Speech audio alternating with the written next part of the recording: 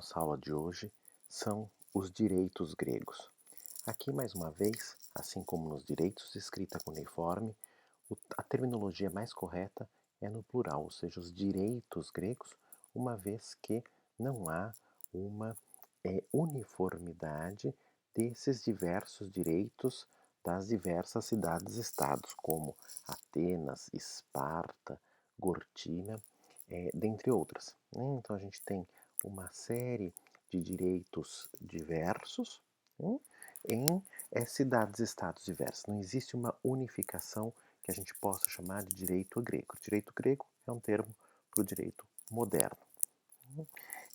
Os gregos, como se sabe, não desenvolveram uma ciência do direito. Então, assim como os mesopotâmios, aqui a gente não vai ter o direito como um fenômeno a ser estudado que só vai chegar para, ah, para por meio dos romanos, né? São os romanos que vão desenvolver a ideia do direito como objeto a ser estudado, como uma ciência, né? Os gregos vão se dedicar à filosofia e à teoria política, como nós sabemos, não é nosso tema aqui dessa aula, mas conhecemos, né, todo o desenvolvimento que os gregos tiveram na sua filosofia, né, e muitas vezes aplicados à teoria política, que vamos até aqui mencionar como o momento da democracia, termo que nós utilizamos até hoje. Né, uma breve evolução histórica para entender esse contexto aqui dos direitos gregos. Nós temos as primeiras notícias da civilização cretense lá nos séculos 20 a 15 a.C. e a civilização micênica dos séculos 16 ao século 12 a.C., mas com uma escassez muito grande de fontes que não nos permite conhecer a realidade aqui jurídica desses povos, né? Temos a formação dos chamados guenos, né, que vai ter como chefe, né, dessa família, que é a célula dessa sociedade, dos guenos é a família, né? O chefe de família vai receber o nome de basileus, né? Esse basileus, por outro lado, na verdade, né, ele tem uma função de chefe de Estado, né, de um rei, né? E esse período aqui é contado por nós por meio da Odisseia de Homero, famosíssima fonte, famosíssima obra literária, mas que, como sabemos, é uma obra literária, ou seja, né, carece aqui de uma precisão técnica como fonte do direito.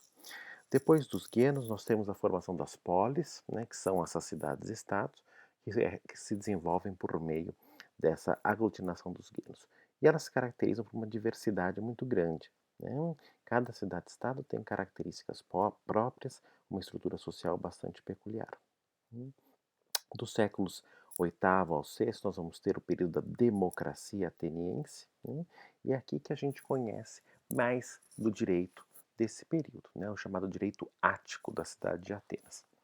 E o primeiro personagem muito importante aqui nesse direito ático é Drácon, que nós utilizamos até hoje, né? Esse termo, de certa forma, equivocada, como nós veremos, né? Draconiano em português. Isso se dá em razão das leis de Drácon. Aqui a gente está no ano de 621 a.C., só que pensem, né, se a gente estiver comparando aqui com os direitos de escrita cuneiforme, nós estamos aqui no chamado período neobabilônico, né, paralelamente. E em Roma, um período que, né, a cidade está sendo fundada e sem grandes notícias, né, já que a primeira fonte que temos escrita em Roma, que vai nos informar desse direito, é de 450 a.C., que é a Lei das 12 Tábuas. Bom, mas as leis de Drácon vão se caracterizar por trazer novas soluções para o ágora, ou seja, para o mercado. Hum, Normas sobre o direito penal, por exemplo, é a primeira vez que temos a distinção entre dolo e culpa, né, um homicídio culposo e um homicídio doloso. Nós temos a pena de morte bastante ampla, e que Drácon vai fazer, na verdade, é a consolidação do direito costumeiro. Por isso que também é um pouco injusto, acreditar esse adjetivo de rigoroso, de terrível, né, de draconiano para esse período aqui. Por outro lado, ele vai ter essa limitação das penas, né? Ou seja, só o poder público pode aplicar penas e não mais a chamada vingança privada, né? Gerando então esse monopólio da violência para o poder público, né? Estado aqui é difícil a gente achar precisar esse termo aqui para esse período. E essas leis de Drácula vão ser revogadas pelas leis de Solon, né, que por outro lado vão manter essa distinção entre dolo e culpa. Solon aqui que é o grande legislador, né, um grande legislador que vai ter efeitos também para o direito romano, como a gente vai ver na próxima aula, nessas influências do direito ateniense, de Drácula, mas especialmente de Solon para o direito romano. Solon é um legislador muito importante, né, mas que só é possível depois de ter surgido Drácula. Né? Solon assume o poder a partir de 594 a.C., sendo ele um comerciante nobre, né, que ele vai ser eleito archon. Archon é esse cargo aqui administrativo com grande poder e ele assume num contexto de grande conflito entre nobres e camponeses, com um poder muito grande para se fazer legislação. Né? Então ele promove uma série de reformas. Essas reformas de Solon têm efeitos em todos os campos, por exemplo, uma reforma política, terminando com um governo exclusivo dos nobres, permitindo os camponeses a ter acesso a esse governo, redivide a sociedade ateniense em 4 classes conforme os rendimentos, ou seja, né, ele rompe com essa tradição da divisão social pelo nascimento da pessoa e sim pelo patrimônio da pessoa, que naquele momento já é, né, um certo progresso, apesar de que nem estrangeiros, escravos e mulheres não vão participar dessa divisão, não participam da sociedade ateniense. Ele reforma os órgãos coletivos, a eclésia, a bulê, que são órgãos de famosos da chamada democracia ateniense, porque ali é uma assembleia popular, né, com cerca de 500, 600 membros que vão ser reunidos no anfiteatro e aí vai se poder votar nas coisas. Né? Se vota, né, sim ou não, né? Então não existe discussão, mas sim se apresentam, as ideias são apresentadas, elas são votadas a favor ou contra, e também recursos, né, processos são decididos dessa forma. Né? Então, juridicamente, a gente tem esse aspecto bastante interessante do processo ateniense. Vai se promover uma reforma monetária de medidas e calendário, né, uniformiza medidas, o calendário, a moeda, vejam a profundidade dessas reformas. Cria a remissão de dívidas, a chamada seia reteia, né, que é o fim da escravidão por dívida naquele momento, né, e também de legislação.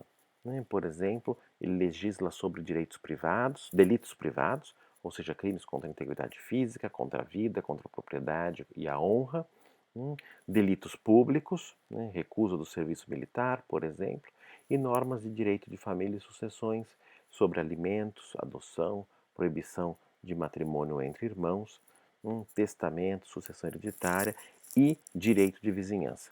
Direito de vizinhança que vai se desenvolver de forma muito específica em Roma, mas é daqui de Solon que a gente tem essas primeiras legislações.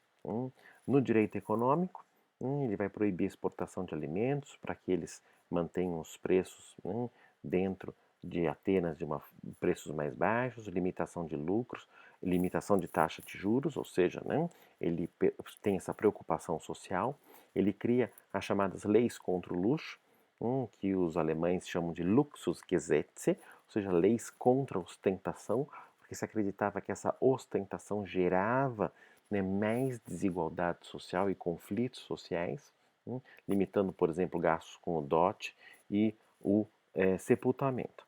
E regras de direito processual, criando, por exemplo, a ação popular, que vai ser de acesso para todos os cidadãos, não tendo então aqui limitação para essa titularidade ativa dessas ações. Passando isso, a gente tem o chamado período clássico de Clístenes e Péricles, que a gente tem a famosa democracia ateniense no seu auge, com a criação dos nomos. Os nomos são fontes do direito que muitas vezes a gente traduz como direito, ou como fontes do direito, ou como lei, e terminologia, por exemplo, da onde que vem a palavra isonomia, né, dos nomos, iso igual, ou seja, que todos são iguais perante a lei, e apesar dessa difícil tradução, mas a gente tem aqui, como eu disse, como direito, como fonte do direito, como costume ou como lei. É o período dessa chamada famosa democracia ateniense. Democracia que, vale lembrar, né, não tinha participação de escravos, de estrangeiros e mulheres, é muito diferente do termo democracia de hoje. Terminando essa profusão aqui histórica, no século IV a.C., a gente tem a figura de Alexandre o Grande, que vai conseguir unificar, apesar de por pouco tempo, todas essas cidades-estados, chegando até a Mesopotâmia, né? Alexandre conquista Babilônia, e mostra aqui esse momento de unificação também jurídica dos direitos gregos. Temos como fontes dos direitos gregos, né, em Atenas, no direito ático, e em Esparta e Gortina. Né, essas são os direitos que mais nós conhecemos, especialmente o direito ático, né, mas também alguma coisa da cidade de Esparta e da cidade de Gortina, que era a capital da civilização cretense. A gente tem poucas fontes escritas, o que obviamente dificulta bastante esse estudo, né, mas a gente tem diversas inscrições que vão possibilitar isso, né, por exemplo, como das epopeias de Homero, discursos de Demóstenes e de Iseu, documentos literários e filosóficos, por exemplo, de Platão, Aristóteles e Plutarco, mas vejam, são fontes bastante peculiares, fontes literárias, né, fontes que têm esses discursos de Demóstenes, por exemplo, ele é Demóstenes como advogado, então elas são parciais, né? São fontes de difícil estudo. E diversas inscrições jurídicas, né? Contratos e, por exemplo, a lei de Gortina, que é essa muralha aqui, vejam aqui o historiador, o filólogo que as estudou, né? As leis de Gortina aqui, que na cidade de Gortina, na ilha de Creta, que demoraram para serem decifradas. Vejam as inscrições aqui de uma beleza enorme, mas de muito difícil aqui entendimento. Com isso, a gente tem esse cenário dos direitos gregos. Vejam que a gente não se ateve aqui a questões muito específicas, porque não se tem com as fontes de difícil acesso e com essas dificuldades a gente tem dificuldade em uniformizar esses direitos gregos. Nós vamos continuar estudando esses direitos gregos na próxima aula, né, vendo essas influências dos direitos gregos